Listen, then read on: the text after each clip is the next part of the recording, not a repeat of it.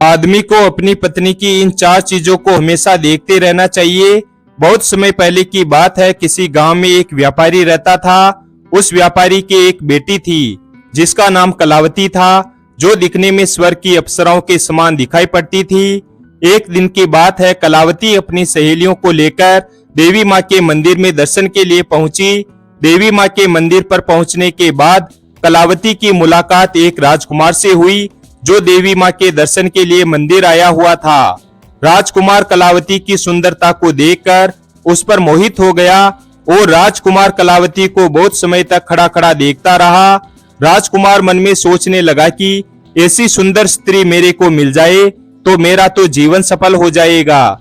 वह राजकुमार कलावती को देखकर उसके प्रेम में पड़ गया था। इधर कलावती देवी माँ के दर्शन करके अपने घर वापस लौट आई और उधर वह राजकुमार उसकी याद में रात भर सो नहीं सका और रात भर करवटें बदलता रहा।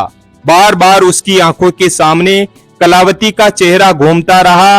अब जैसे तैसे करके उसने रात बिताई और सुबह होते ही राजकुमार व्यापारी के गोदाम पर पहुंच गया और सोचने लगा कि आज जब कलावती आएगी तो उसे मैं अपने मन की बात कह दूंगा। और उधर घर से कलावती गोदाम के लिए निकल पड़ी और संयोग से उसकी सहेलियां पीछे रह गई। कलावती को अकेली देखकर राजकुमार उसके पास गया और बोला, हे सुंदरी, जब से मैंने तुम्हें देखा है तब से मेरी रातों की नींद उड़ गई और सारा सुख समाप्त हो गया और अब मैं तुम्हारे बिना इस संसार में जीना नहीं चाहता। यदि तुम चाहती हो कि मैं जीवित रहूं तो मेरे प्रेम को स्वीकार कर लो, नहीं तो मैं अपने प्राण दे दूंगा। उस राजकुमार की यह बात सुनकर कलावती ने कहा कि मेरे पिताजी ने मेरा विवाह कहीं और तय कर दिया है और कुछ ही दिनों में मैं उसकी पत्नी बनने वाली हूँ, इसलिए तुम मेरी आस छोड़कर चले जाओ और अगर यदि मेरे पिताजी को पता चल गया तो तुम्हें यहाँ के राजा से कहकर फांसी पर चढ़वा देंगे। कहते हैं कि भूख ना देखे बासी रोटी, निंद्रा ना देखे टूटी खाट। मतलब यह है कि अगर किसी को जोर से भूख लग रही हो और उसे 2 दिन पहले का खाना भी दे दिया जाए तो उसे वह भी पकवान की तरह लगता है, और अगर किसी को जोर से नींद सता रही हो और उसे टूटी खाट भी मिल जाती है तो वह भी उसे डबल बेड की तरह लगती है। उसी तरह कामांध पुरुष को भी ना दिन दिखाई देता है और ना ही रात।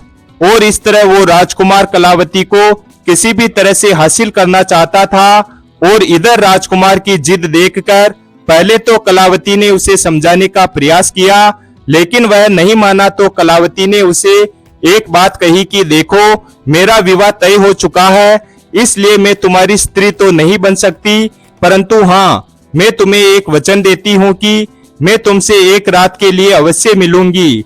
इसलिए पहले मेरा विवाह हो जाने दो और मेरे पिताजी को कन्यादान का फल प्राप्त हो जाने दो, फिर उसके बाद मैं तुमसे जरूर मिलूंगी। इतना कहकर कलावती अपने घर लौट आई और इधर कुछ दिन बीतने के बाद कलावती के पिता ने उसका विवाह कर दिया। अब वो राजकुमार उस दिन का इंतजार करने लगा और सोचने लगा कि वो कौन सा दिन होगा जब कलावती उसके साथ एक रात बिताएगी।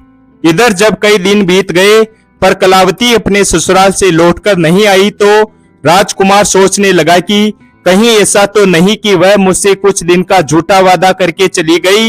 यही सोचकर वह राजकुमार कलावती के ससुराल का पता लगाता हुआ कलावती के ससुराल में पहुंच गया और एक साधु का रूप बनाकर घर घर में जाकर भिक्षा मांगने लग गया और भिक्षा मांगते मांगते कलावती के घर पर पहुंच गया। उधर जब कलावती भिक्षा लेकर आई तो राजकुमार उसे देखते ही पहचान गया और बोला कि सुंदरी, क्या तुमने मुझसे झूठा वादा किया था कि मैं एक दिन तुमसे जरूर मिलूंगी? क्या तुम्हें पता है मैंने इतने दिन कैसे गुजारे हैं? एक एक दिन एक एक वर्ष के समान व्यतीत हुआ है। उसकी यह बात सुनकर कलावती कहने लगी, देखो, मैं अब तक तुमसे नहीं मिल सकी, यह मेरी मजबूरी थी, लेकिन अब तुम यहाँ तक आ ही गए हो तो परेशान मत हो। आज रात में तुमसे मिलने जरूर आऊंगी। तुम गांव के बाहर बावड़ी पर मेरा इंतजार करना। यह सुनकर राजकुमार की खुशी का ठिकाना नहीं रहा और वो यह सोचने लगा कि भगवान ने शायद आज मेरी पुकार सुन ली।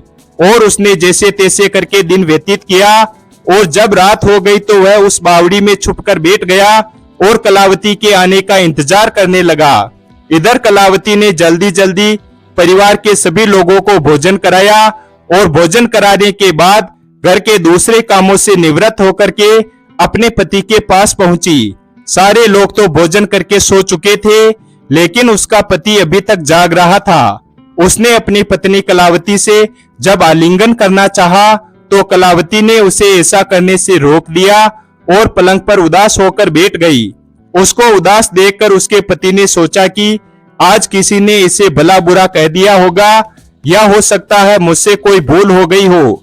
कलावती का पति उसे बार बार मनाने का प्रयास कर रहा था और उसके उदास होने का कारण पूछ रहा था और वो कहने लगा, तुम काफी दिनों से अपने माता पिता से नहीं मिल पाई हो, कहीं तुम इसलिए तो उदास नहीं हो या फिर हमारे घर में किसी ने तुम्हारा अपमान कर दिया है।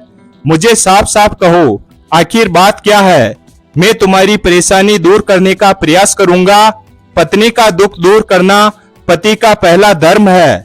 पत्नी किसी बात को लेकर दुखी रहे और उसका पति उस पर ध्यान ना दे तो ऐसे पति को उसके जीवन पर धिक्कार है। एक स्त्री अपने माता पिता से अलग होकर अपने परिवार का त्याग करके अपने मायके से सभी को भुलाकर अपने पति के साथ पूरा जीवन बिताने के लिए आती है। चाहे सास ससुर पूछे या ना पूछे और ससुराल में कोई बात करे या ना करे, परंतु पति को उसका हर हाल पूछना चाहिए। वह किस तरह खुश रहेगी उसे हर तरह से खुश रखना चाहिए। यदि पुरुष अपनी पत्नी की इन 4 बातों पर नजर बनाए रखे तो उसका जीवन खुशियों से भर जाएगा। पहली बात, पूरे घर का कामकाज करते करते कहीं वह थका हुआ तो महसूस नहीं कर रही है, कहीं उस पर काम का बोझ अधिक तो नहीं डाल दिया गया है और वह आपसे कहने की हिम्मत नहीं जुटा पा रही हो। वह आपसे ना कहे तो भी उसकी समस्या को समझकर पति को चाहिए कि उसका काम कम करने का प्रयास करे। दूसरी बात, घर परिवार में कोई उसे व्यर्थ तो परेशान नहीं कर रहा है, कोई उसे अपशब्दों का प्रयोग तो नहीं कर रहा है जिससे वह अपने आप को अपमानित महसूस कर रही हो। तीसरी बात, कहीं घर पर रहते रहते वो बोर तो नहीं हो रही है।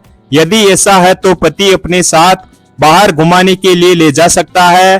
कई बार स्त्रियों की यह आदत होती है कि वह छोटी मोटी बीमारियों को छुपा लेती है, पति का धन खर्च ना हो जाए इसलिए वे अपने कष्ट को सहन कर लेती है, पति से कहती नहीं है। तो पति को चाहिए कि उसके स्वास्थ्य को लेकर हर समय सक्रिय रहे। चौथी बात, वह अपने माता पिता, भाई बहन, परिवार से अलग होकर अकेलापन तो महसूस नहीं कर रही है। इसके विपरीत पति को इन बातों पर भी ध्यान रखना चाहिए कि कहीं किसी गलत संगत से उसकी पत्नी का चरित्र तो नहीं बिगड़ रहा है और उसकी गैर मौजूदगी में उसकी पत्नी अकेली बाहर घूमने तो नहीं जा रही है, पड़ोसियों के घर अधिक उठना बैठना तो नहीं है। कई बार हमारी लापरवाही उसके चरित्र को बिगाड़ देती है। कहते हैं, दूसरे पुरुषों के साथ रहना, उठना बैठना, सामने होकर अधिक बातचीत करना और हद से ज्यादा स्वतंत्र छोड़ देना, दूसरे के घर में निवास करने देना, यह सब स्त्रियों के लिए दोष बताए गए हैं। इसलिए पत्नी को इन सब से दूर रखना ही उचित है। एक समझदार और सुशील स्त्री को घर पर ही पति, पिता, पुत्र आदि को ही समय देना चाहिए और घर के कार्यों के अलावा अन्य कार्यों में ज्यादा समय नहीं देना चाहिए। हंसी मजाक करने वाले पति के मित्र से भी व्यर्थ मोह नहीं लगना चाहिए और किसी अन्य पुरुष के साथ में बैठना और अत्यधिक हंसी मजाक करना कुलीन स्त्रियों के चरित्र को बिगाड़ने का काम करती है। दुष्ट पुरुषों के साथ बैठकर हंसी मजाक करना स्त्रियों के लिए उचित नहीं है, क्योंकि कहते हैं, आजाद स्त्रियों को निडरता एकांत में बुरे आचरण के लिए सफल हो जाती है। चरित्रवान स्त्रियां ऐसा नहीं करती और इसलिए उनका चरित्र नहीं बिगड़ता है और उनकी समाज में निंदा भी नहीं होती है। कलावती के उदास होने का कारण जब उसके पति ने पूछा तो वह कहने लगी, हे प्रिय, तुमसे बढ़कर मेरे लिए इस संसार में कुछ भी नहीं है, लेकिन आज मैं आपसे एक बात कहना चाहती हूँ, यदि मेरी गलती को माफ कर दो तो। पति बोला, कहो प्रिय, मैं तुम्हारी किसी भी गलती को माफ कर दूंगा, तुम बताओ तो सही।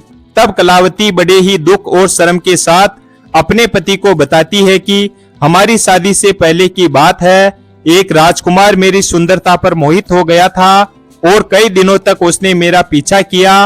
और एक दिन वो हमारे गोदाम पर आया और बोला, यदि तुमने मुझसे विवाह नहीं किया तो मैं तुम्हारे सामने अपने प्राण त्याग दूंगा।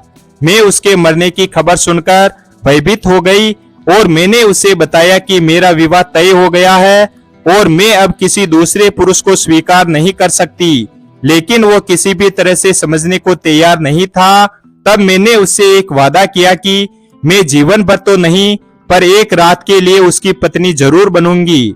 और वो मेरी इस बात को मान गया और तब से लेकर अब तक मैं अपना वचन नहीं निभा पाई और मैं उससे मिलने नहीं जा पाई। और वो इंतजार करता करता आज हमारे घर के दरवाजे तक आ गया और मैंने आज रात उसके पास जाने का वादा किया है। इसलिए आप मुझे आज्ञा दें तो मैं अपना वचन निभा सकूं। पत्नी की ऐसी बातें सुनकर पति की सांसें थम गई और पैरों तले से जमीन खिसक गई। सच बात है, कोई भी पति अपनी पत्नी को दूसरे पुरुष के साथ देखना नहीं चाहता है।